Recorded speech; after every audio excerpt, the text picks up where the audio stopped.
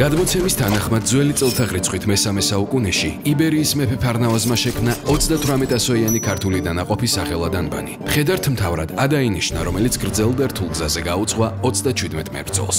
მოგვიანებით გრიგოლ ხანძთელმა ანბანის წევრებს საბრძოლო ენა შეასწავლა, რითაც უფრო გაფართოვდა მათი არსენალი. იცვლებოდა მათი იერიც, ასომთავრული და ნუსხურის შემდეგ საბოლოოდ მხედრული უნიფორმა მოირგეს.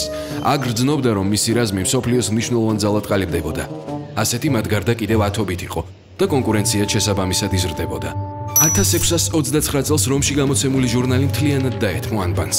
გვერდები აჭრელებული იყო მათი ფოტოსურათებით. რომმა რაზმის წევრები პომპეზურად მიიღო.